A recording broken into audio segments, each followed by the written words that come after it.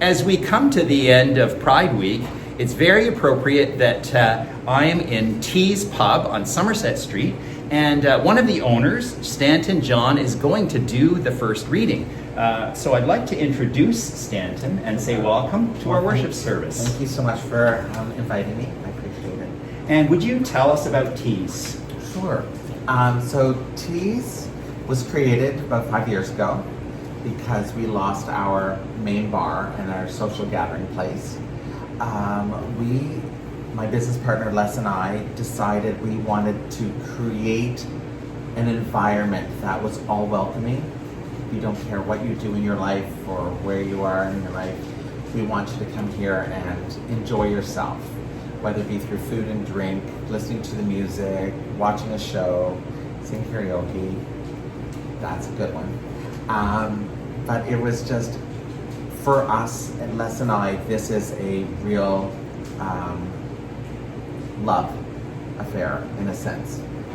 Well, I'm going to guess that this Pride and last year's Pride have been quite different for you in terms of how the rest of the previous 5 years have been. Yes, it has. It's been awful. Having a place where people gather, and you will understand this, is very uplifting, and it's also very healing. Over the last 2 years, we have not had that because of COVID. It's hard that the community is suffering. But this year, we're allowed to open the street, we're allowed to get out, we're allowed to bond again, and it's very exciting. And also, I just want to say that the invitation to sit with you has been very, very lovely. So thank you so much for this. Well, thank you. And I first came into T's in June and introduced myself. Yes. And I said, we want you to know that we're your nearest other gay-friendly community organization. Which is lovely. And we then brought a group of people for a first brunch when we were allowed to gather again out on your patio. It was actually to celebrate my 58th birthday. Yes, I remember that. And we had 20 people come, and it was really great to us. So thank you very much for your welcome. It was our honor to do so. So tell me about your connection to St. John's. Okay. First of all, I love history, and the aesthetic of the building is just, in my world, beautiful. I enjoy walking past it and everything. We have a lot of members that come in here that go to your church. So there's a pull there too, which is really nice. Also, you have a little secret downstairs that is really fun. I'm a shopaholic. I love your store, and we are presently working on getting stuff for you guys. Les has a truck, thank God, because we have bags of clothing which we would like to share. We also want to encourage other people to utilize your services there, whether it be the service of the store or an ear to listen to, because that's what you're here for. Yeah. And I must say, I feel extremely blessed that you have made yourself welcome to us. Well, this brings us to you having the first reading leading off. Just symbolizing our growing friendship. And let me tell you about this reading. This is one of the most erotic readings in the scriptures from the Song of Songs.